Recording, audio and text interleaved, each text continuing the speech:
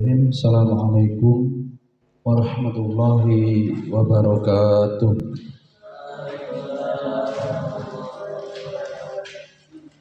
Innal hamdalillah nahmaduhu wa nasta'inuhu wa nastaghfiruh wa na'udzu billahi min shururi anfusina wa min sayyiati a'malina may yahdihillahu fala mudhillalah wa may yudlilhu fala hadiyalah.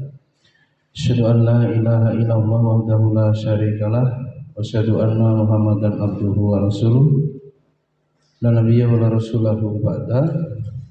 Rabbi ishrah li sadri wa yassir li amri wa hlul 'uqdatam min lisani yafqahu qawli. Pertama-tama marilah kita panjatkan puja dan puji syukur kita kehadirat Allah Subhanahu wa taala. Alhamdulillah atas segala curahan nikmat dan karunia-Nya.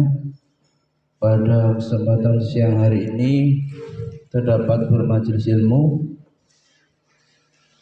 menunaikan kewajiban kita thalabul ilmi, yang pada siang hari ini kita akan melihat, menelaah, mendalami bagaimana menyatukan antara ilmu dan adab. Para santri, judulnya integrasi ilmu dan adab. Santri yang lain mana? Iqbal mana Iqbal?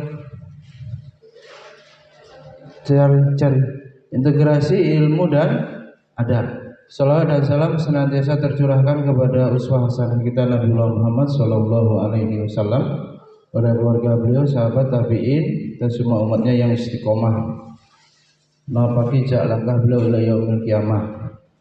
Bangkunya disusun sekalian untuk kelas 1 sama kelas 3 nanti biar enggak acak-acakan. Gurunya maju, jangan di belakang-belakang. Hadirin rahimakumullah, integrasi itu penyatuan ilmu supaya dia bisa terpadu dengan adab.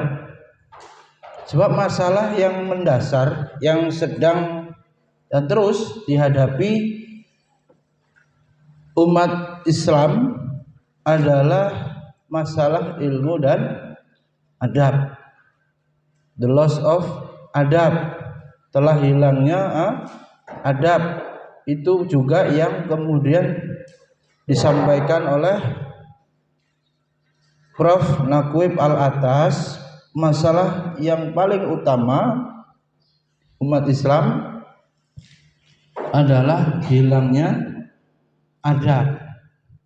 Nah, karena adab itu hilang, efek buruknya dari fenomena ini adalah terjadinya kebingungan, kekeliruan persepsi, cara pandang mengenai ilmu pengetahuan. Nah, karena ilmunya sudah salah ilmunya keliru, maka ilmu yang dipelajari itu akan menyebabkan manusia yang mempelajari ilmu itu otomatis keliru, salah ilmu, salah pengetahuannya, salah keyakinannya, dan salah amal. Yang paling mendasar adalah bahwa ilmu itu dianggapnya berdiri sendiri tanpa atau value free, tidak ada nilai atau bebas nilai agama. Sehingga orang berilmu itu ilmu-ilmu saja, tidak terikat dengan nilai-nilai agama. Sehingga ilmuwan lahir sekuler, bahwa orang belajar ilmu apapun, terutama ilmu-ilmu pengetahuan umum, sains, itu harus didampingi atau menyatu juga tauhid agama. Sehingga kalau dia menguasai sains teknologi itu ada remnya loh. Menguasai nuklir, ada remnya. Menguasai teknologi IT, oh ini bisa merusak. Ada batasan-batasannya yang kemudian menjadi rem, ya, pengendali, tidak lepas.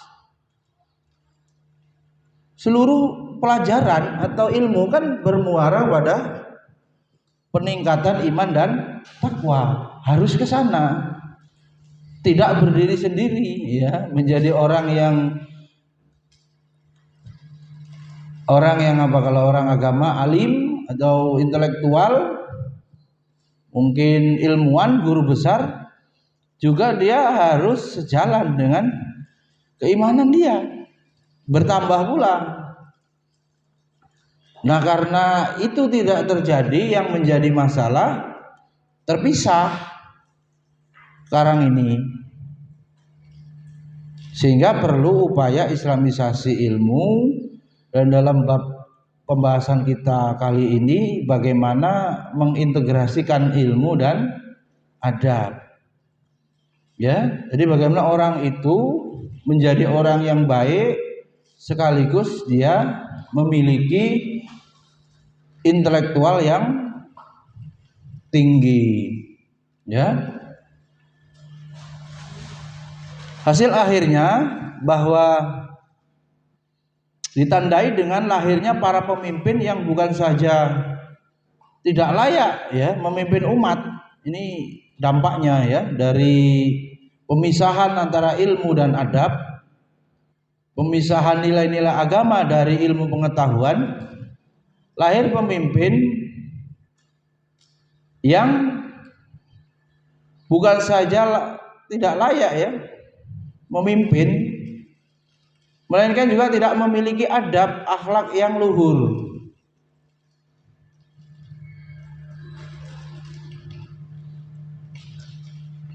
Bahkan kapasitas intelektual dan spiritualnya gak mencukupi, sehingga itu semua akan membawa kerusakan di berbagai sektor, baik kerusakan individu, kerusakan masyarakat, lebih luas lagi apa? Bangsa dan negara.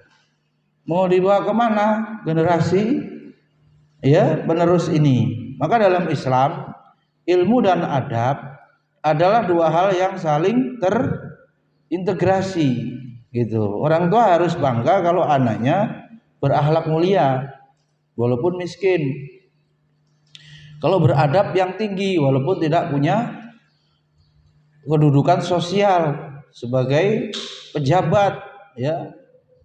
Dari situ maka ilmu dan adab harus terintegrasi, Apa itu? Menyatu, ya, yang saling menguatkan antara satu dengan yang lainnya,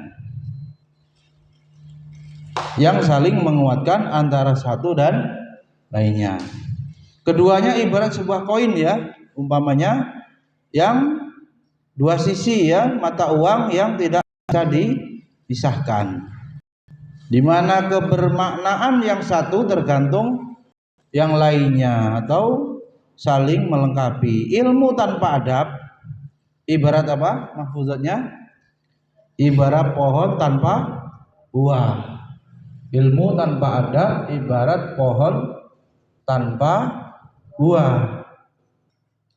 Nah, itu ditebang pohonnya. Berkali-kali saya suruh tebang, akhirnya ditebang. Ada 15 tahun mungkin, enggak pula ada buahnya. Pohon mangga itu. Buahnya sarjana, banyak profesornya Ustaz Sofyan, tapi yang bisa merubah umat secara nyata, atau kalau meninggal profesor itu, gimana Ustaz Mukmin? Kok nggak ada beda-bedanya, umat biasa aja gitu. Ibarat paku buminya itu hilang tapi nggak ada perubahan, berarti selama ini tidak terlalu memberikan dampak. Kalau ketua Masjid Al Furqonnya pindah, terus TPA kocar kacir gitu kan. Taklimnya apa? Sholawatnya berhenti semua, udah kerasa betul.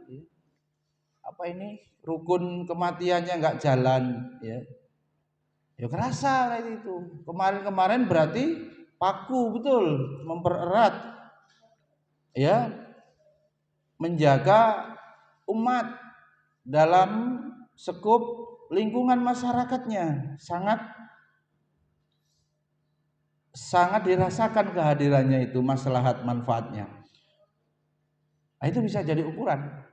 Meninggal Profesor A di kampus itu, atau malah orang seneng, ini nyusahin mahasiswa udah meninggal ya aman.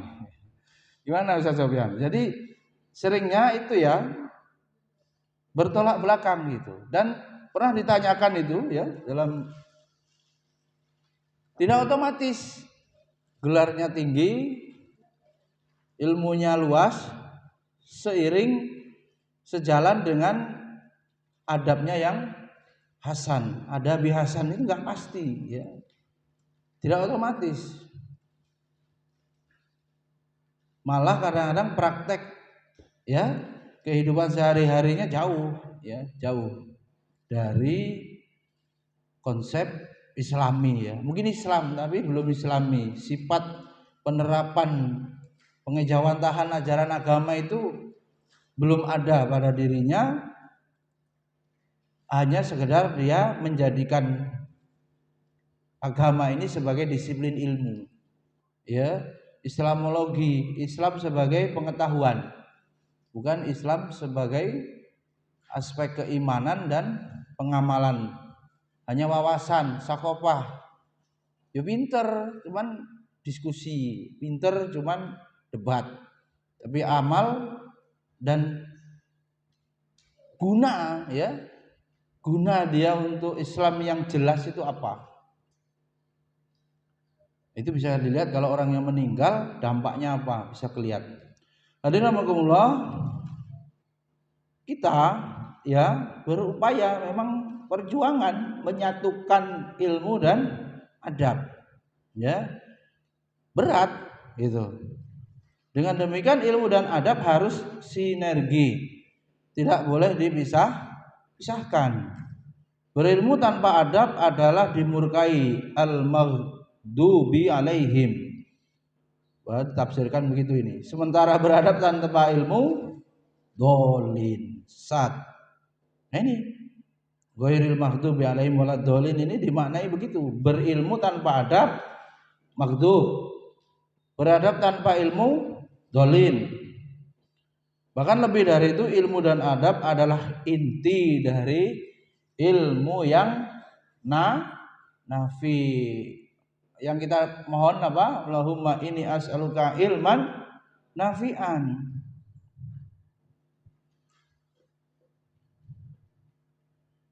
Yang selalu disunahkan dibaca, dimohonkan di setiap waktu sholat, bahkan ya sekurang-kurangnya pada pagi dan petang.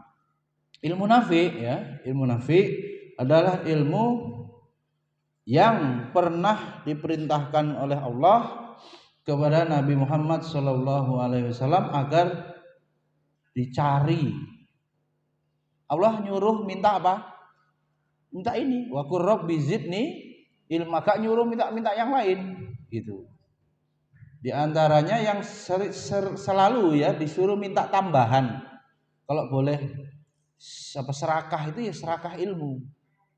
Yang lainnya kan tercela semua kecuali ilmu dan amal. Ya, boleh iri juga kepada orang yang banyak ilmunya dan kepada orang yang amal solehnya banyak. Jadi Allah nyuruh Nabi kita, berarti otomatis kita mengikuti Nabi, maka kita juga berdoa wa qur rabbi zidni ilma. Para santri tidak boleh tinggalkan itu. Apalagi santri jelas-jelas dari yang mondok dari rumahnya ke pondok ini jelas untuk mencari ilmu. Ya. Mana santri yang lain, Abadi? Iqbal?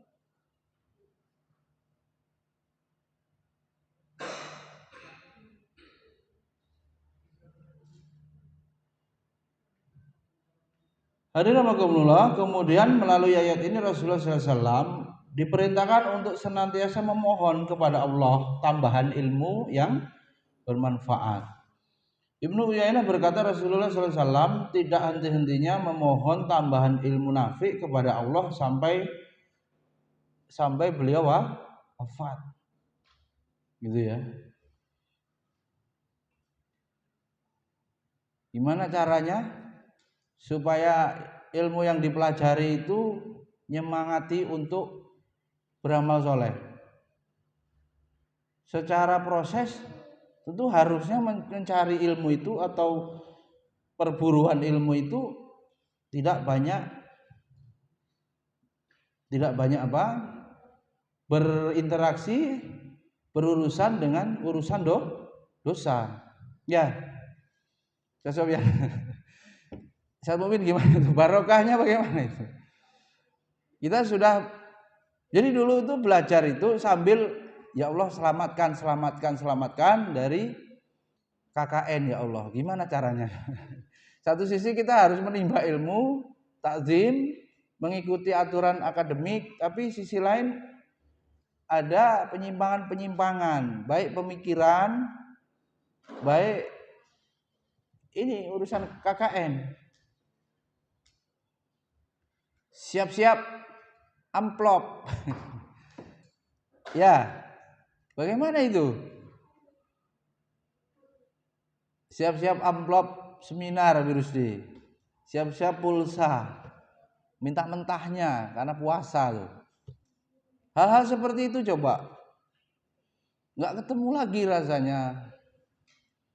Apa iya Ustaz Sofyan anak yang betul-betul diberi nafkah halalan thayyiban sampai pada pendidikan tinggi nanti harus ketemu sistem yang seperti itu? Anak kita si malakama kan dia harus lulus, tapi lulusnya melalui proses yang campur dengan praktek-praktek KKN seperti itu. Lalu di mana penegakan adabnya? Dapat contoh apa? Kan belajar bukan pada lantai 5, nggak ngaruh itu. Lantai 10 itu tidak membuat beriman. Langsung otomatis imannya 10, enggak. Gurunya kalau sekolah, dosennya kalau kampus. Apa ya masuk istilahnya itu? Ustaz Mumin kalau ilmunya Ustaz Mumin itu 100, 0 tahun sampai umur berapa kuliahnya? 20, 21 udah baru masuk kuliah. Lulus SMA aliyahnya apa ngapal Quran lagi. Mungkin 21 apa 22 baru masuk S1. Itu baratnya sudah isi berapa itu? Jangan-jangan udah isi 90. Kemudian mencapai 100 ditempuh selama 5 tahun di kampus. Jadi penambahannya cuma 10. Jangan-jangan begitu. Sampai jadilah sekarang saat ini 100% dengan keilmuan yang ada. Kita kan nggak tahu sebetulnya kita dapat ilmunya yang, apalagi kalau bicara ilmu yang nafi, yang manfaat itu di mana gitu. Apa jangan-jangan Nabi Rusdi itu pahamnya karena dioceh-ocehin saya setiap pagi, ini buat begini, atau dari kuliah metodologi di kelas itu, yang mahasiswa sendiri kebayang nilai supaya lulus. Apa itu langsung masuk ke otak? Belum tentu. Karena itu yang ngotor-ngotorin niat itu apa? Nilai. Tapi belajar, guru nggak dibayar, serius dia, paham rupanya. Jangan begitu. Gurunya serius, mahasiswanya serius, tidak keganggu sama nilai. Jangan begitu. Kan kita nggak tahu. Hidayah itu, paham itu sampai kepada kita yang mana, yang melekat. Apalagi kalau diteruskan sampai ilmunya lagi, ilmunya itu nanti bisa diajarkan lagi sehingga layak disebut ilmu yang nafi. Diajarkan ke ahnaf, kan begitu. Turun gitu. Yang mana kan kita perlu cek. Maka kalau kampus tidak pasti memberikan kemanfaatan itu justru masuk dalam sistem KKN begitu ya kita lawan. Untuk masalah legalitas ya cari. Mana Umi Kapa? Kan mumet mana? Ini gimana caranya cari dosen yang beradab gitu pertanyaannya. Yang tidak kita masuk dalam sistem yang kemudian praktek-praktek itu terus ada, akhirnya apa? Apa yang diperoleh gitu. Susah. Ya. Susah kita. Ya bisa kita katakan ya hampir nggak ketemu. Wong memang orangnya nggak ada yang kita cari di situ itu. Sosok guru yang adabi itu nggak ketemu, dosen yang adabi itu nggak ketemu. Wong memang orangnya bukan begitu. Coba ditanya. Terus kuliah, jadi dosen, swasta pun, kontrak pun, sertifikasi. Gajinya double. Kredit mobil, kredit rumah, kerja Senin sampai Jumat, sisa-sisa waktunya bisa di kampus swasta, Sabtu Ahad bisa weekend. Mahasiswa kadang-kadang sisa-sisa waktu dibimbingnya. Ketemu begitu. Model orangnya hidupnya begitu, elit gitu. Jadi orang ya nggak kita jumpai di masjid-masjid ngopeni ya orang umat yang doa apa nggak bisa ngaji, nggak bisa sekolah, itu gimana? Nggak kita jumpainya di hotel-hotel, seminar-seminar begitu terus. Tetap aja ya umat masih jauh ya. Maksud saya efektivitas itu mulai kita tanyakan. Kalau untuk harus jadi sarjana dengan kemampuan ABC itu apa harus sampai selama itu birokrasinya itu. Dan berikutnya supaya waktunya ada untuk ngurusin umat karena ditunggu, apa harus sampai berlama-lama di sistem yang seperti itu.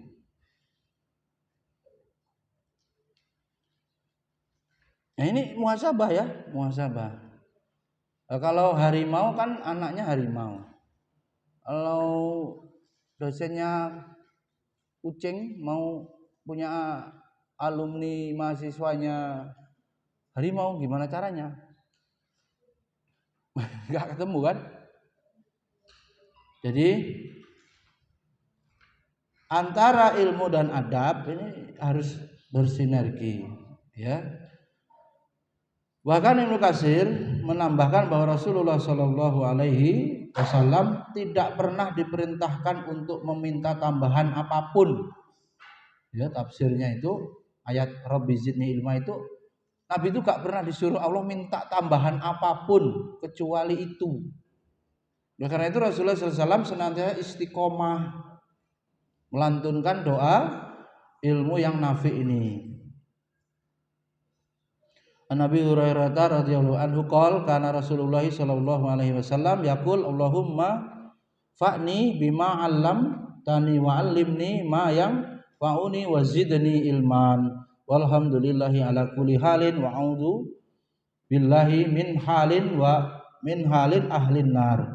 Dari Abu Hurairah radhiyallahu anhu bahwa Rasulullah sallallahu alaihi wasallam senantiasa membaca doa, ya Allah berikanlah manfaat terhadap apa yang telah engkau ajarkan kepadaku. Tuh santri, sudah tahu ilmu, minta supaya ilmunya manfaat. Dan ajari aku apa yang bermanfaat bagiku. Paham, pelajaran yang guna itu cepat pahamnya, minta sama Allah. Sudah begitu disuruh serakah nih, tambahilah aku ilmu. Boleh, hanya itu yang disuruh minta tambahan. Segala puji hanya milikmu atas segala keadaan, dan aku berlindung dari perilaku ahli neraka. Sekaligus minta apa? Dijauhkan dari perilaku ahli neraka. Jadi namanya ilmu yang bermanfaat, ilmu nafi akan mendatangkan iman. Nambah semesternya, nambah imannya apa enggak? Ya cek. Ya. Nambah kuliahnya nambah lama, imannya nambah apa enggak? Nambah kelas santri ini imannya nambah apa enggak? Berlian dah mau lulus itu nambah apanya? Ya. integrasi keduanya ya, realisasi iman akan membawa pada amal soleh. Jadi gak dipisah-pisahkan iman dan amal soleh. Nah kalau mau diterapin semua ya sekolahnya memang harus jadi lab. Apa dipraktekin di sekolahan. Berlian sama Tata udah ngimamin ini tahajud, kan habis suruh pisah. Nanti hafalannya hilang, sudah itulah yang punya hilang pula. Jadi Berlian ngimamin tidak diimami oleh santri ikhwan, tapi diimami santriwati, sesama santriwati gantian. Momen tahajudnya bareng, cuman sendiri-sendiri ya. Begitu nanti tarawihnya ya harus ini apa, telaten ngurusin begitu biar terjaga, biar terejawantahkan gitu. Jadi laboratorium pengamalan ibadah sesuai dengan waktunya, amaliyah yaumiyah itu terwujudkan. Jadi integrasi keduanya akan membawa ke jalan yang lurus. Dengan demikian bila ilmu didapatkan akan tetapi tidak diikuti dengan amal soleh bisa digolongkan kepada ilmu yang tidak bermanfaat. Jadi diantaranya itu kenapa harus pulangnya asar juga itu kan lumayan gitu apa biar dia kelas 1 pun dia sudah sholat asar pasti gitu kan. Kalau di sekolah kan pasti, kalau di rumah ya Zaid juga kadang-kadang tidur waktu maghrib gitu kalau capek di pagi sampai asar itu kadang pernah begitu. Nggak tahu ternyata dia tidur. Tapi kalau dia dalam kondisi mengikuti semua nggak pulang gitu, ya kawannya sholat pastinya. Makanya kalau cocok istirahatnya itu ya tidur betulan, siang itu mungkin lebih fresh ketika ba'da zuhur. Qailullahnya ini diterapkan. Berarti asramanya ditambah gitu, tidur betulan gitu. Seguru-gurunya ya. Guru-gurunya cocok kayak tidur. Saat mungkin kan bisa pulang, nggak buru-buru gitu kan. Yang jadwal yang jam 10.45 ini cocok. Kalau Ustaz Sofyan ya tidur kemana gitu ya, nyalah itu yang ada itu nggak pendek banget gitu, bisa 45 menit ya. Kan memang qailulahnya bukan jam-jaman itu. Kalau jam-jaman ya wis karuan ya. Enggak sampai sejam lebih itu yang disunahkan itu ya. Jadi diupayakan untuk modal ya, malamnya bisa bangun. Dan aktivitas setelah zuhur itu tetap fresh. Atau kalau mau digeser lagi ya ba'da zuhur sampai 1:30 gitu. 1:30 ini apa masuk lagi. Kita buat tidur nggak tidur, tapi kalau disuruh belajar ada yang tidur, ada yang nah itulah ruwetnya gimana. Dijadwalin tidur nggak tidur. Ya. Pas pelajaran tidur. Entah itu gimana itu. Dengan demikian bila ilmu didapatkan akan tetapi tidak diikuti dengan amal soleh bisa digolongkan kepada ilmu yang ghairu nafi. Gak ada gunane itu. Ya useless itu. Gak bisa apa-apa. Ilmu gak, kompetensi gak ada, psikomotor gak ada, sembuh. Ya, diuji dalam beberapa keadaan ya podo aja gitu. Sama saja nggak bisa. Bahkan ngerinya statusnya bisa tergolong perbuatan munafik gitu. Ya. Waduh, dilaknat malahan, ya. Al-maghdub tadi. Jadi amal tanpa ilmu akan mendatangkan kesesatan sebagaimana orang-orang Nasrani dolin. Inilah makna dari firman Allah ihdinas siratal mustaqim siratal ladzina an'amta 'alaihim ghairil maghdub bi 'alaihim waladdallin. Ya Allah, tunjukkan kami jalan yang lurus, yaitu jalan orang-orang yang telah Engkau beri nikmat, bukan jalan orang yang dimurkai.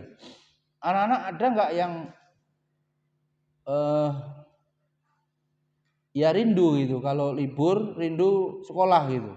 Ya nih, sebayan, beneran, malah senang libur. Ada yang nggak mau pulang itu, nggak mau pulang karena pengen mainan apa pengen belajar? Dua-duanya ya. Malah orang tuanya yang sekolah lama amat gitu. Anaknya betah. Mungkin kalau dia tersentuh dengan Quran ya, dengan ilmu-ilmu din, mungkin ruhnya ya, imannya itu nyaut. Merespon itu betah ya. Kan ada yang bilang sekolah seharian apa enggak blenger gitu. Jadi tanyain aja anaknya blenger apa enggak gitu. Ini yang ditambah jadwal sore blenger enggak? Mana ya? Iqbal biasanya bilang di rumah terus bosen be gitu. Ya Bal, apa sekarang kebalik udah di pondok terus bosen be? Bolak-balik Bal. Ya, ada WA-mu itu. Kelamaan libur bosen. Coba dicek ya, dicek bagaimana kadang-kadang kita itu sudah disiapkan ya. Ya ilmu, makanan hati itu ya ilmu ya. Dikondisikan ilmu. Apalagi kalau dimotivasi dengan pahala. Lah apalagi itu ya sudah. Kebahagiaannya apabila bermajelis ilmu tentunya.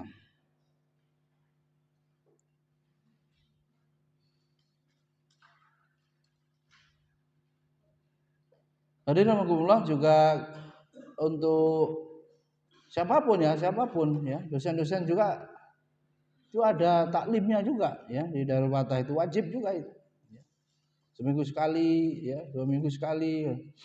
Tapi masih pakai Zoom. Belum wajib hadir, tapi boleh hadir, boleh Zoom. Hadirin rahimakumullah, bahwasanya ini adalah jalanku, jalan yang lurus, maka ikutilah ia. Allah berfirman, dan janganlah kamu mengikuti jalan-jalan yang lain, karena jalan-jalan itu mencerai-beraikan kamu dari jalannya. Quran surat Al-An'am ayat 153. Oleh karena itu Rasulullah SAW memerintahkan kepada umatnya agar belajar ilmu nafi. Jadi adabnya kepada ilmu fardu ain, kemudian ilmu fardu kifayah, kemudian kalau mau lebih luas lagi ya ilmu yang mubah, terserah untuk pengembangan bakat, minat. Ilmu fardu ain harga mati. Ya tentu yang nafi untuk akhirat. Kan manusia ini aslinya makhluk abadi. Makhluk abadi, tapi nanti setelah selesai hidup di dunia, masuk ke kampung akhirat, kampung keabadian, ya, negeri akhirat, negeri keabadian.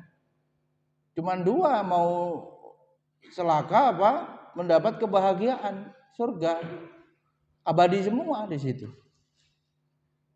Nah di dunianya ini fana sementara untuk menuju pintu gerbang keabadian, ya. Nah yang manfaat untuk di akhirat itu ya ilmu yang apa?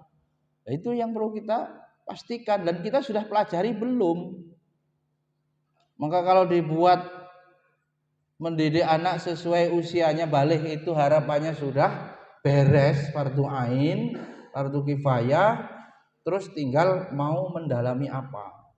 Itu diharapkannya begitu. Makanya nggak dilama-lamain sekolahnya itu, nggak dianggap anak-anak terus. Kemudian ilmu yang bermanfaat tadi, cek sallallahu ilman nafi'an wa ta'awadu billahi min ilmin la yanfa.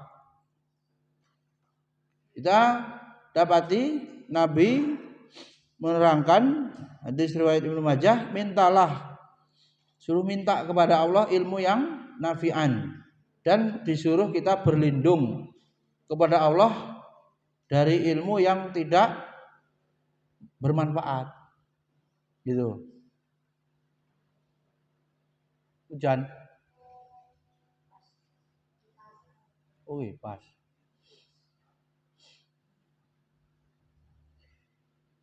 Nah, ilmu yang bermanfaat dalam hadis ini bermuara kemana? Peningkatan rasa takut. Ya dulu kudune wedi gitu ya. Wedi yang positif gitu ya. Halal apa haram gitu. Setelah tahu tauhid, orang harus tahu halal haram. Terus diterapkan ilmunya itu. Ini Allah ridho atau murka kalau saya berbuat seperti ini.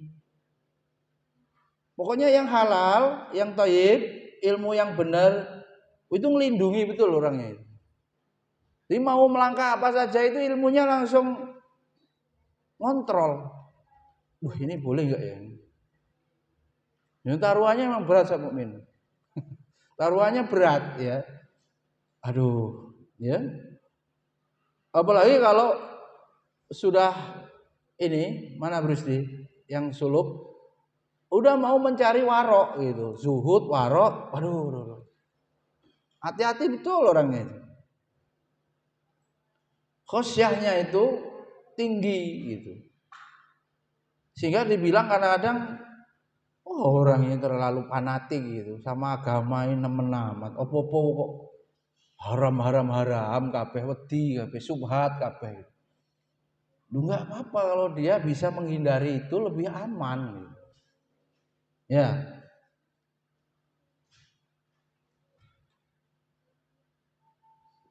Ketidakmakbulan doa kalau ada unsur yang haram. Ya, teorinya tuh. Masuk ke tubuh ada yang makan yang dimakan, tentu itu kalau prosesnya makanannya zatnya halal. Tapi bisa jadi duitnya yang masalah. Nah, kepekaan kita itu sejauh apa untuk mendeteksi duit ini ada urusannya riba apa enggak gitu anunya sampai sejauh itu ya kan enggak masalah halal haram toh ya ketelitiannya dia itu. Nah kalau sampai masuk ini marai doa ini mejen ya kan kalau merconnya itu mejen enggak terkabul enggak meledos itu ya kan yang selesai kita enggak punya apa-apa wong kita ini senjatanya cuma doa. Itu mau hidup pakai apa gitu mengandalkan apa. Belum lagi urusan di akhiratnya nanti kalau kita semua mau dimasukkan ke perut, kalau bapak mau dibawa untuk diberikan ke anaknya jadi makanan istrinya, nafkah anak istrinya. Ya sakit anaknya itu ya. Rusak nakal dia itu ya. Pokoknya yang haram-haram masuk tubuh ini buat memotivasi apa mendorong untuk dosa sudah pasti. Selain daripada apa tadi doa tidak terkabul, pasti rapuh lemah loh. Apa loh kekuatan manusia itu kalau tidak bersandar kepada Allah, nyandar kepada Allah karena banyak makan haram tadi, iya kehijab gitu loh. Kehijab susah ya kuat apa enggak dengan memilih menetapi kebenaran itu ya meninggalkan mungkin lebih besar ya karena Allah dia rela sederhana tapi sehat gitu ya tapi membawa kepada mutmainnah ketenangan. Kalau yang lurus-lurus terus kan gak ngerasain atau tidak meneliti. Yang urusannya kawannya Ustaz Sofyan sudah sarjana apa tapi bukan tafsir ya. Duitnya cepet dapat banyak ya. Kawan SMA-nya dulu kuliahnya apa wis pokoknya duit. Tapi ternyata kantornya itu kantor riba gitu kerjanya. Tunggu Ustaz Sofyan lihat itu, waktu aja itu. Ini kalau nggak ke anak, ke istrinya, rumah tangganya ruwet. Kalau nggak ke orang tuanya, penyakit, stroke, merot, nggak udah. Habis juga uang itu untuk berobat gitu. Sampailah ke tukang ruqyah, akhirnya ditanya perjalanan hidupnya. cepat atau lambat Allah membalasnya itu. Lah yo mending gajinya sedikit tapi sehat gitu kan. Ibadahnya tenang. Wong sama aja, Allah Maha mengambil dengan cara apapun, Allah kuasa. Jadi kalau orang itu kuat-kuatan apa enggak? Ya. Kuat-kuatkan dengan ujian, kuat-kuatan dengan godaan-godaan yang ada itu. Saya arahkan ke sana karena tidak ada guna-gunanya. Ilmu nafik begini kalau enggak kita turunkan pada kaitannya hati-hati membawa pulang rezeki yang halal itu, ya karena itu merembet kemana-mana. Innama yakhsyallaha min ibadihil ulama. Innallaha azizun ghafur. Lu kalau dengerin ceramah Gus Najih itu ngeri Ustaz Mukmin. Udah kebanyakan makan haram itu, sudah enggak mau amar ma'ruf nahi mungkar, mesti begitu itu. Terus enggak mungkin mau amar ma'ruf nahi mungkar. Mikirin agama ini enggak. Kalaupun punya umatnya ya untuk politik. Nanti kalau pas momen-momen itu ya ini apa? Pilkada ya, pilpres ya, untuk itu dia memelihara konstituen itu ya, jamaahnya. Kemudian menurut Ibnu Jauzi, ayat ini mengindikasikan innama yakhsyallaha min ibadihil ulama, itu mengindikasikan bahwa ilmu yang bermanfaat akan mendatangkan khosyah. Ya enggak mesti yang harus hafalannya harus banyak dulu, atau yang harus kuliahnya UIN, apa enggak mesti. Takutnya kepada Allah ini telah menjadi ukuran. Ya. Enggak S1-nya agama atau bukan, tapi takutnya ini gitu. Maka nanti ketemu orang yang agamis gitu ya, Islamis gitu. Sekolahnya belum tentu dia dari pondok, atau itu namanya orang yang senang ya, semangat hamasahnya untuk memperjuangkan Islam tinggi.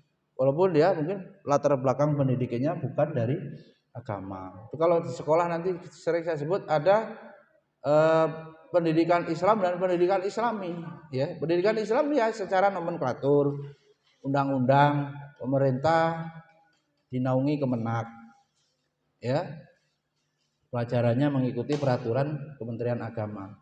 Pendidikan yang Islami yang niat ya untuk pengejawantahan nilai dan ajaran Islam. Walaupun namanya kadang-kadang belum tentu pakai nama Islam, belum tentu. Sekolahnya mungkin sekolah alam. Alam kan nggak ada kata Arabnya istilahnya. Tapi Islami, nggak ada guru agamanya, semua guru agama. Contoh misalnya. Nama-namanya nggak pakai nama bahasa Arab, tapi perwujudan pengamalan agamanya melebihi ya. Itu namanya apa? Kebijakan-kebijakannya itu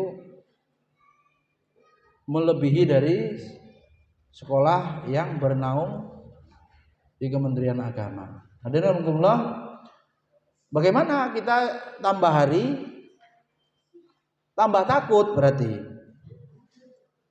Ya ini takut yang benar gitu. Takut ya kepada Allah, di mana pemiliknya senantiasa mengakui keagungan Allah.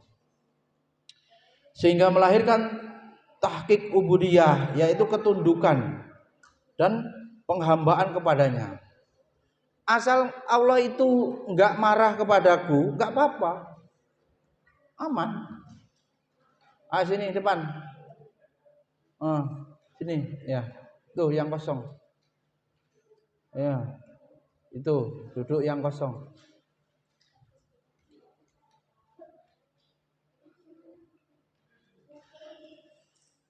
Ilmu yang tidak mendatangkan khosyah ya percuma ya.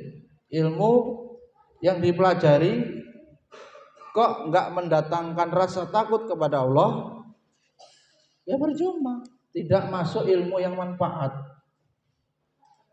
Dan pemiliknya ya, cilakanya ini Ibnu Jamaah memasukkan dalam kitabnya, pemiliknya itu tidak masuk kategori orang alim kalau tidak memberikan rasa takut.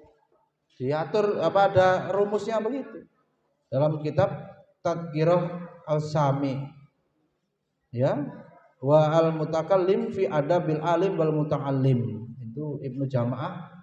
Pokoknya kalau belajar wis lulus gitu ya, kok enggak takut kepada Allah, enggak alim. Belum dikatakan alim sebelum mengamalkan ilmunya dan melahirkan rasa takut.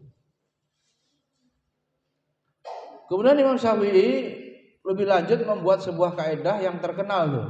Laisal ilmu mahfufidha walakinal ilma manafa'a. Artinya tidaklah disebut orang atau ilmu apa yang hanya di hufidha ini dihafal. Tetapi ilmu adalah apa yang aktualisasikan, maksudnya diamalkan, ma nafa'a, dalam bentuk adab yang akan memberikan manfaat.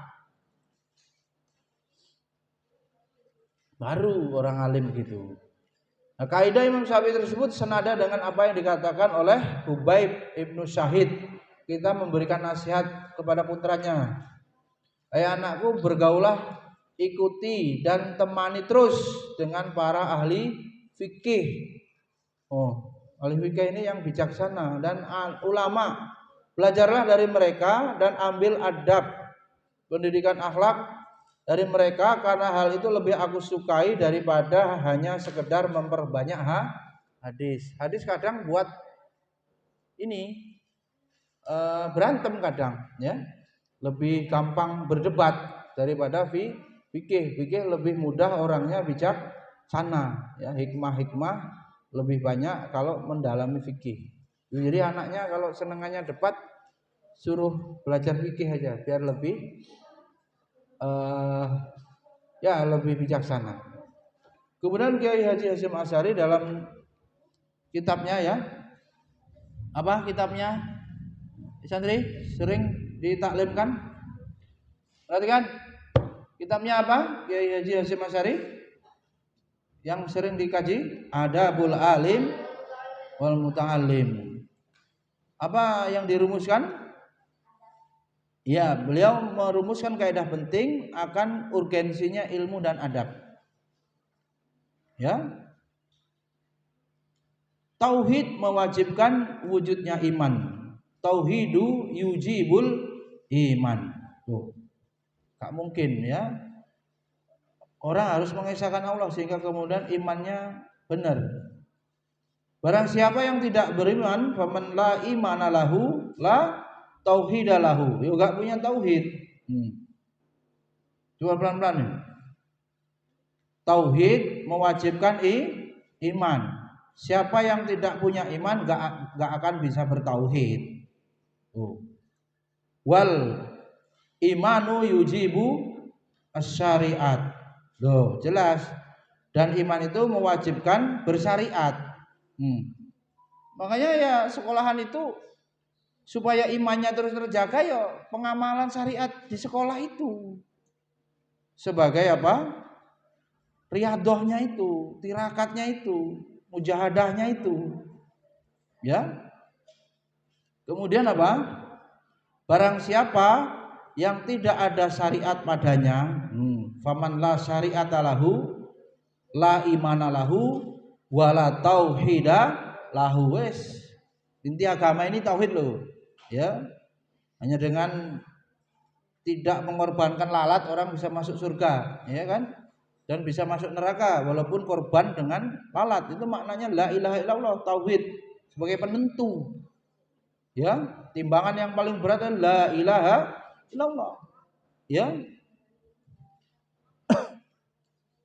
Siapa yang tidak ada syariat padanya, ya, enggak, maka dia tidak memiliki iman dan tidak bertauhid, dan syariat mewajibkan adanya adab. Waduh. La syari'ata lahu wala imana lahu wala tauhidu lahu. Barang siapa yang tidak beradab, maka pada hakikatnya tiada syariat, tiada iman, dan tiada tauhid padanya. Bagaimana ini berat, ya, berat. Berat, ya. Memiliki iman dan tidak bertauhid. maka dia tidak memiliki iman dan tidak bertauhid, dan syariat mewajibkan padanya adab.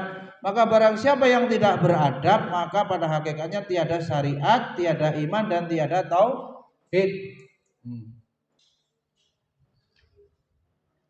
Udah lengkap di foto, Mbak siapa? Mbak Fitri apa Mbak siapa? Hasyim Asy'ari, Adabul Alim wal Muta'alim, Jombang, Maktabah Turats Islami, halaman 11. Footnote-nya begitu. Barang siapa yang tidak beradab, maka pada hakikatnya tiada syariat, tiada iman, dan tiada tauhid padanya. Ya, lah yo ngeri gini ya, ngeri. Ya. Alhamdulillah, pentingnya ilmu dan adab dalam tradisi intelektual Islam telah mendorong perhatian para ulama untuk melahirkan sebuah karya. Karya abadi tentang konsep ilmu dan adab dengan kajian yang mendalam dan menyeluruh komprehensif. Kalau dibaca itu, Imam Bukhari memiliki kitab Adabul Mufrad, Ibnu Sahnun memiliki kitab, mengarang kitab Risalah Adab Al-Muallim Min. Ar-Rumani menulis tentang adab al-jadal dalam berdebat. Al-Qabisi menulis tentang risalah, dan seterusnya. Sebanyak itu para ulama menulis kitab adab, ya, sampai pada apa ini? Adab al-Munadzarah. Nah, adab sebanyak itu ya. Ustaz Ahmad Alim kumpulkan ini, ulama-ulama telah menulis kitab adab. Ada Tibyan. Mana bilang itu kitab Tibyan fi Adabil Quran itu Imam Nawawi kemana itu? Yang putih itu ayah bawa. Enggak ketemu sampai sekarang, cariin kopernya putih itu. Ya. Nah, dari kajian para ulama tersebut menyimpulkan bahwa adab memiliki peran sentral, ya, adab memiliki peran sentral yang paling utama dalam dunia pendidikan. Tanpa adab dunia pendidikan berjalan tanpa ruh. Waduh. Nah, terus untuk apa kalau enggak? Jadi manusia itu robot ya, enggak punya ruh. Ya. Kalau tidak ada adab. Bahkan lebih dari itu, salah satu penyebab utama hilangnya keberkahan. Aduh. Ada enggak yang bertaubat dulu kuliahnya itu keliru gitu? Tentu yang udah lulus ya. Kalau yang belum lulus kan mungkin bisa paham dari sekarang, dinasehati, diingatkan, diluruskan niatnya. Ya. Kok kuliah cuman mau untuk cari kerja gitu. Kan keliru ya, fungsi ilmunya hilang di sini, keberkahan daripada ilmunya keliru, ya. Enggak dapat keberkahannya. Kurangnya perhatian sivitas akademiknya dalam masalah adab. Maksudnya kalau mau diturunkan gimana caranya Ustaz Sofyan? Kalau adabnya belum bagus, nggak pantas lulus, harusnya gitu. Kalau adab kepada Qurannya ngajinya belum benar, walaupun sudah SMP apa bahkan sarjana loh Ustaz Sofyan, kalau mau dicek itu sarjana itu belum tentu bisa ngaji. Calon ini apa? Dilantik yudisium itu belum tentu bisa ngaji. Ilmu fardu ainnya belum selesai. Nah, mau dicek kalau itu dilulusin, masalah. Kalau pendidikan mau ngurusin begitu kan harus dipetani. Petani itu gimana? Dicek satu per satu, gak mungkin murid mahasiswanya bisa banyak. Abi Rusdi bimbing Abi Gilang sama Abi Jepri itu susah apa enggak itu? 2 orang aja itu. Susah, enggak karu-karuan sudah. Cuman 2 gitu. Gimana kalau mau banyak-banyak? Ya, 10 aja kan sudah nggak karu-karuan kelas 3 itu paling banyak itu. Ya, udah babak belur ya kan? 10 itu. Sudah ada yang hilang-hilang kabarnya Ustaz Mukmin ya. Masuknya udah setelah Ustaz Mukmin selesai baru mau masuk. Ada begitu. Ya seperti itu, 10 aja kita. Kurang apa gitu ya, kurang ikhlas apa gurunya, kurang sabar bagaimana? Nah kalau kemudian banyak, wah tambah itu. Tiap hari itu Mbak anaknya konseling, 2 anak dengan beda kasus, bakbuk, ini ngambil duit, bully-bulian. Mbak anaknya sendiri yang masuk rumah sakit lama-lama, ngumet gitu. Ya, konferensi kasus terus. Ya Mbak Okta sama juga, tahu-tahu nanti ngedrop gitu kan, sama gitu itu. Hanya pas momen apa gitu.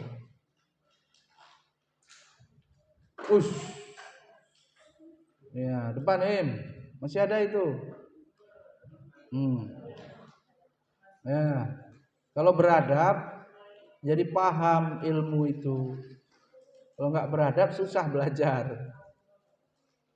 Pal, tuh nanti bukumu dibawa Pal, tinggalin di masjid hilang.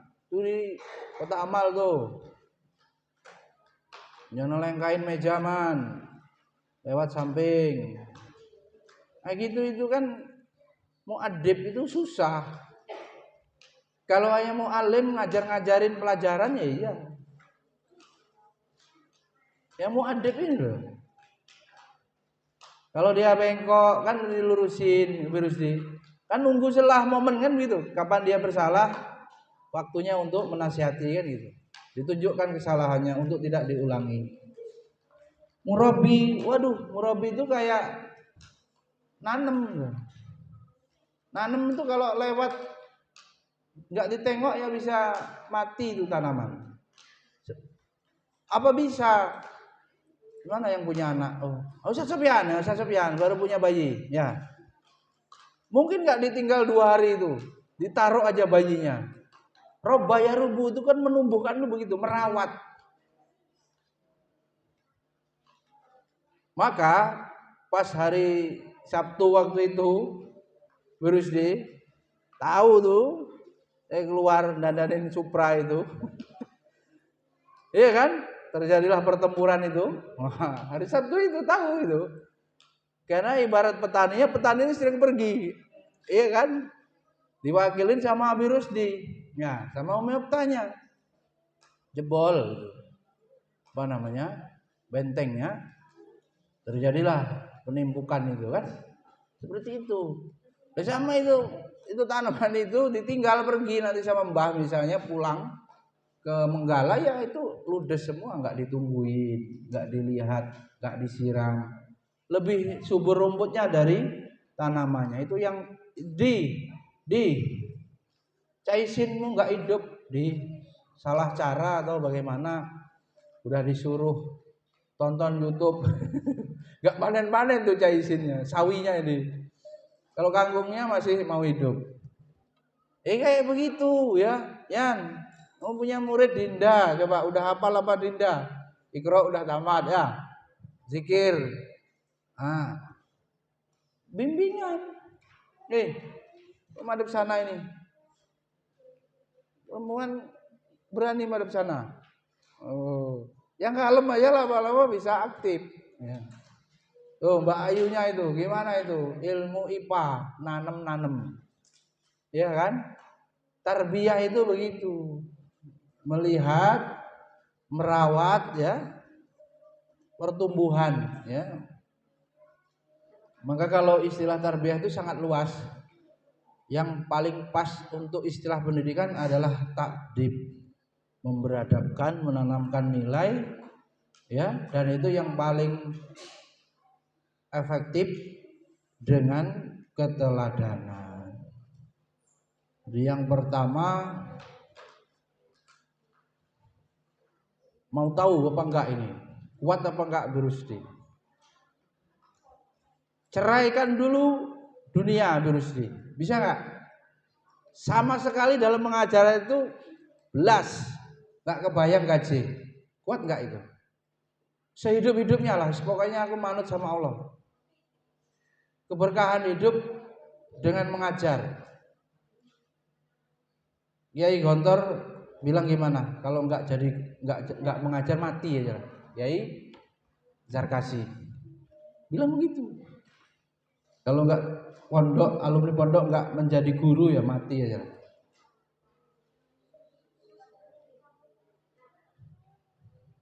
Nah, guru-guru ini kan menuju akhir bulan. Iya kan? Yayasannya udah ngomong enggak punya duit. Gimana coba? Coba kecerdasan finansialnya dipakai gitu. Kesabarannya nggak tahu gimana, saya nggak tanya satu-satu. Cara ngatur duitnya gimana? Mama Dede bilang jangan makan digoreng. Kalau masih punya utang, suruh merebus. Maknanya itu tirakat gitu. Masih ingat itu ceramahnya? Oh, ya. Tung desem siapa itu?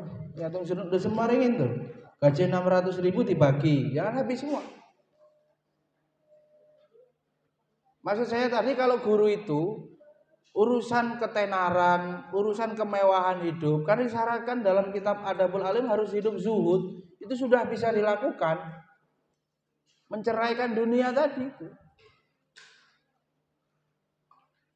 Dunia nggak boleh ditargetkan, ya. Hilangnya tidak jadi beban. Ya sudah, karena punya Allah. Kalau datang juga nggak jadi sombong. Ilmunya harus hemat. Membelanjakan uang itu akan ditanya Allah untuk apa? Secara pikirannya memang mau hidup sederhana. Nek memang jatahnya sugih, ya nggak kurang dalam. Ilmu itu kemuliaan, harta adalah anugerah. Itu taklim, muta'alim, jelas begitu. Tapi kalau ilmu kecerdasan mengelola keuangan ini salah, nah itu yang menyebabkan enggak mentas-mentas. Seberapa gigihnya untuk ini supaya stabil. Itu ada apa? Ada passive income, ada active income. Guru ini pasti kan active income. Dia kalau nggak kerja, apalagi di ICA kan, nggak digaji bulanan. Kalau nggak ngajar ya nggak dibayar. Justru sebetulnya itu menyelamatkan loh ya. Saya yang digaji bulanan itu pengen tak pulangin terus. Iya, cuma 800.000. Aduh, kalau pas lagi libur nggak mau nerima ya. Masih ada WA-nya. Orangnya yang malu sama saya, kok dosen tetap kok nggak dibayar ya. Bulanan gitu. Masih ini belum sepakat kalau masalah bulanannya itu. Dan cuman Omdo Abi Rusdi, kalau Abi Rusdi tidak punya apa di Lampung Barat itu kebun 10 hektar. Kalau tidak punya itu masih kesannya Omdo. Lalu Abi Rusdi mau mencukupi kehidupannya dari mana? Kalau dari urusan mengajar disuruh ngelupain gajinya, suruh ikhlas. Ya, disuruh berupaya untuk passive income. Nah itu yang pengusaha, Mbak Ayunya ngajar amal soleh, cari barokah, berdakwah, bisnisnya jalan gitu. Tapi pikirannya jangan duit terus. Pikirannya pas ngajar, pikiran sepenuh hati sebagai guru. Nah itu baru tenang. Bisa nggak kayak begitu menata hati itu? Kalau bisa aman. Yang namanya apa? Keseimbangan tadi bisa terwujud. Ya, lubin lampunya gelap di. Abi Adi kerja serius, tabung, beli sapi gitu. Cara-cara zaman dulu itu nggak apa-apa. Ya, investasi pasif income. Baru kemudian stabil. Bisa nggak begitu mulai dipikirkan? Kalau itu bisa, kita nggak ngomdo masalah ikhlas-ikhlas terus. Tapi juga memang sudah bisa otomatis ikhlas beneran. Karena nggak ngarep-ngarep. Sampai ngisi absen itu lupa mungkin. Karena saking ikhlas gitu. Ya. Coba dicek titik pemborosan yang tidak mengikuti pola ya manajemen keuangan, kecerdasan keuangan yang benar itu mana yang keliru. Dirubah.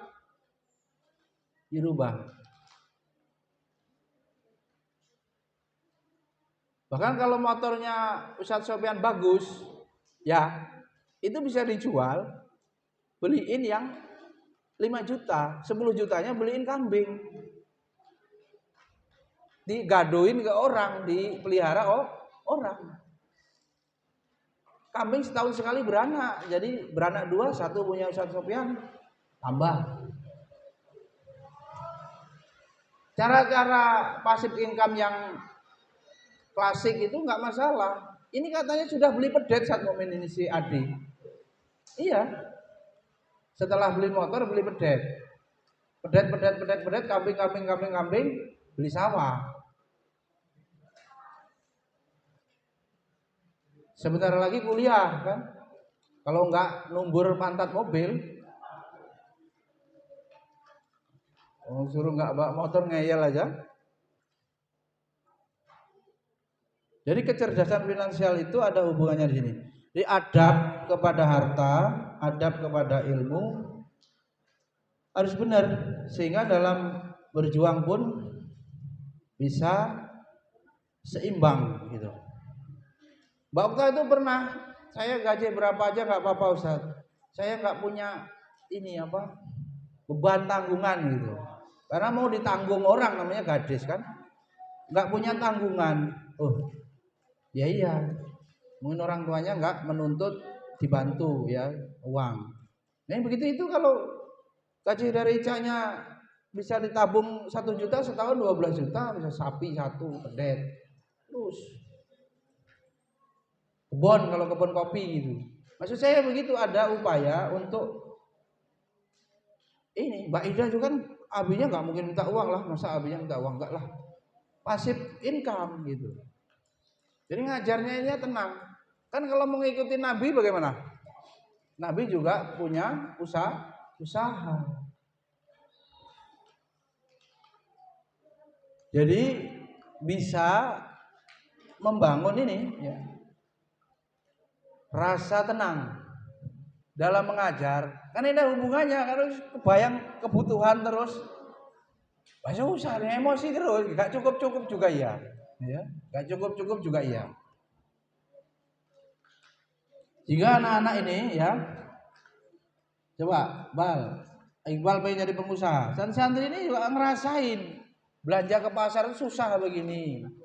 Ya, masa itu kayak begini susahnya, menahan mata untuk bangun, untuk urusan iman, ya, tahajud.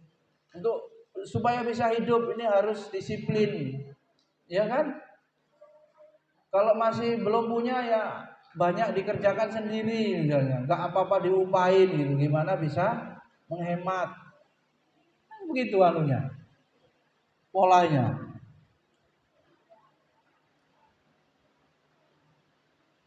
Bisa diambil kesimpulan yang mengganggu keberhasilan mengajar itu apa? Mbak Fitri? Teh manisnya udah jadi belum, Mbak? Yang manisnya Mbak Fitrinya apa tehnya Bibowo? Oh, tehnya Bibowo ini yang enggak aja. Jangan-jangan ada teh pahit gitu, kan enggak mungkin, ya. Bibowo ini lama libur tambah putih aja ini kan. Wajahnya putih, dompetnya tipis. Membayar kecelakaan. Menebus adab di jalan dengan hancur Skyweb. Baru bisa hati-hati ya. Itulah sekolah kehidupan. Yang bisa ngomongin itu kenyataan yang pahit baru bisa.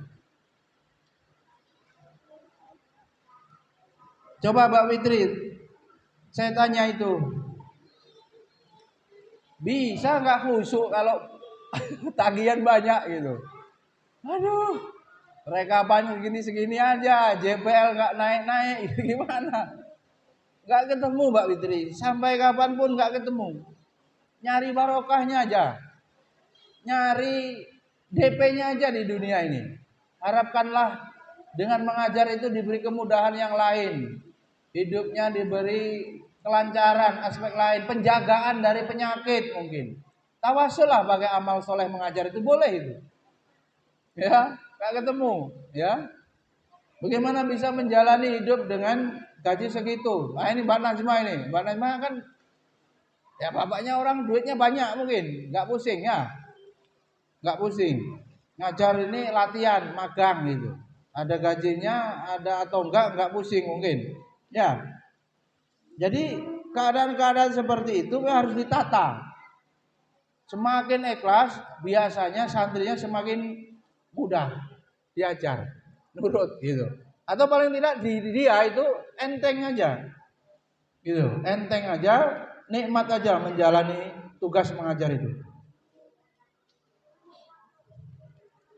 Bahkan pada posisi bahagia, ya, bahagia dengan pemberian Allah yang yakin dia terima, bersih itu tenang, pede, qanaah, puas dengan apa yang Allah tetapkan itu, aman, itu, aman. Jadi nggak boleh target Mbak Okta 10 tahun lagi beli mobil Innova, itu capek itu. Tapi hiduplah sederhana, berinvestasi, pasif income. Tapi kalau udah kumpul duitnya, memang udah cukup, bolehlah beli itu. Tapi kalau pakai ilmu pedagang ini, pengusaha, kalau punya uang 1 miliar, baru boleh beli mobil harga 100 juta. Baru dia stabil. Tapi kalau nggak punya apa-apa, nyicil mobil, oh nanti dandanya jual rumah. Ini 900 juta itu aset dia, 100 juta untuk beli mobil. Ini orang tuh bolak-balik gitu kan. Pas giliran sekolah minta keringanan, kan bingung. Pas giliran kondangan udah kayak orang kaya raya. Itu namanya kakek pola, yang paling susah itu kan gaya hidup. Pengusaha yang dia cerdas urusan duit masih rambu-rambu loh. Kalau belum punya uang 1 miliar jangan beli mobil 100 juta. Ini nggak bisa, pajaknya segala macam kebebas, sekian tahun mobilnya dijual nggak semahal itu, tambah. Jadi menata hidup 15 tahun itu ngerintis, habis itu apa yang ditargetkan. Itu ada hubungannya di sini biar adab ngajarnya ini stabil gitu. Ya. Tapi juga ketemu nanti kesejahteraan, ya. Tentu gaya hidup nggak bisa, ya, gaya hidup nggak bisa. Ya, hanya mengikuti syariat, ya, sederhana. Zuhud dan sederhana menjadi syarat seorang guru. Itu sudah tegas dalam kitab Adabul Alim wal Muta'alim. Hadirin rahimakumullah. Berikutnya, banyak dari para pencari ilmu yang sebenarnya mereka sudah bersungguh-sungguh nuntut ilmu. Ini ada penjelasannya begitu. Para pencari ilmu sudah sungguh-sungguh menuntut ilmunya.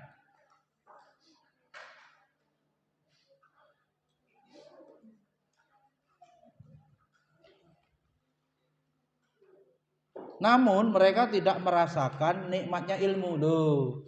Wah, nikmatnya ilmu, gak gelem mulih ke Riau nanti, betah jangan. Gak pengen pulang-pulang itu kalau sampai pada makom nikmatnya menuntut ilmu. Sampai ada yang membujang, ulama gak mau menikah, ganggu nanti istrinya, minta ini minta itu, enak menuntut ilmu. Coba. Gitu. Jadi orang kalau ya orang kan biarin orang punya prinsip sendiri-sendiri. Kita punya prinsip sebagai pejuang ilmu misalnya, ya. Apabila dapat ilmu itu seperti dapat harta, seperti dapat emas gitu. Maka kalau nggak taklim, waduh, apalagi kalau diatur gitu ya. Ya dipikirkan pekerjaannya, dipikirkan menambah ilmunya. Udah cocok lembaga begitu. Duit aja itu nggak ketemu, ya. Nggak cocok, semuanya harus duit. Makanan hatinya kering, ya. Kalau orang sudah betul-betul cinta ilmu, merasakan nikmatnya menuntut ilmu, nikmatnya belajar itu. Hal ini disebabkan mereka meninggalkan atau kurang memperhatikan adab dalam menuntut ilmu. Kenapa kita males taklim, males baca, males meresum, atau mulai males nulis makalah apa skripsi mahasiswa? Ya nggak punya adab, gitu loh. Pertama, orang itu bisa kuat dengan keyakinan, oh saya ini kuliah fisabilillah, kan gitu. Skripsi ini puncaknya, skripsi saya ada gunanya untuk dakwah. Kalau dibaca orang jadi sadar, dapat ilmu, menolong pengembangan ilmu. Lah ya semangat lah. Kalaupun salah yang halal dalam belajar bernilai ibadah, pahala, nggak ada masalah. Biayanya berapa? Bismillah, berdoa, disiapkan gitu. Jangan pas sudah waktunya itu buku nggak ada, kendala semuanya. Tapi kalau untuk yang bukan prioritas ada, yuk kapan selesainya begitu? Maka itu adab harus menjadi perhatian utama bagi pencari ilmu, agar ilmu yang didapat kelak bermanfaat dan mendapat keberkahan. Hingga Ibnu Jamaah mengatakan mengamalkan satu bab adab itu lebih baik. Mengamalkan satu bab adab itu lebih baik daripada 70 bab ilmu yang hanya sekedar dijadikan sebagai pengetahuan, wawasan. Artinya ilmu sedikit yang diiringi dengan adab lebih baik daripada ilmu yang banyak tetapi kosong dari adab. Loss of adab. Dengan demikian sudah saatnya ini dunia pendidikan menekankan proses takdib. Dunia pendidikan menekankan proses takdib, sebuah proses pendidikan yang mengarahkan para peserta didiknya menjadi orang-orang yang beradab. Tadi saya sampaikan di tengah-tengah apa? Yang ganggu supaya adabnya benar, dunia, duit. Ya, dunia dirinci nanti ya ketenaran, ya pangkat, ini jabatan, gelar itu yang merusak. Ya, kalau dia mau semuanya diarahkan ikhlas karena Allah, ditata mengikuti Rasulullah, bagaimana bisa punya investasi usaha untuk supaya ngajarnya itu tidak menjadi apa? Topangan ekonominya, itu bisa tenang dia. Ya, bisa tenang hidupnya. Apalagi kan ibu-ibu apa ini, Umi Kapah, Mbak Ayu, loh ya suaminya lah yang full untuk menanggung. Sebagai seorang istri membantu, bukan yang wajib. Maka kalau punya anak perempuan ya nggak usah yang kerja sampai sore gitu ya. Sampai jam 2 ya udah cukup sebenarnya udah. Kalau punya anak dikurangi lagi, kacau nanti. Ya. Jadi ini kerjaan-kerjaan kreatif yang tidak habis waktunya.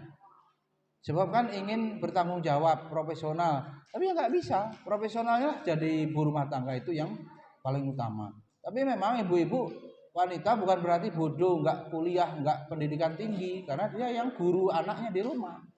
Sekolah Kutab itu Umi Kapah ternyata diperintahkan itu sekitar 60% di rumah. Tapi kan nggak ketemu, 20% sekolah, 20% masyarakat, 60% orang tuanya. Ya kalau orang tuanya kerja terus gimana? Makanya sekolahnya sebentar. Peran guru orang tua di rumah. Orang tua adalah guru. Nah, kita itu solusi itu tadi yang nggak bisa diawasi di rumah, kita awasi di sini. Ya, berbalik kita berdasarkan problem kesulitan orang tua di rumah. Kemudian terakhir ya, jam berapa ini? Muadzan. Jika adab hilang dari diri seorang, maka hilang pula fitrah kemanusiaannya. Jika fitrah telah hilang, maka akan mengakibatkan penyimpangan, kezoliman, kebodohan, dan menuruti hawa nafsu yang merusak. Ya, menuruti hawa nafsu yang merusak. Demikian mudah-mudahan bermanfaat. Waktunya habis. Subhanakallahumma wa bihamdika asyhadu an la ilaha illa anta astaghfiruka wa atubu ilaik. Assalamualaikum warahmatullahi wabarakatuh.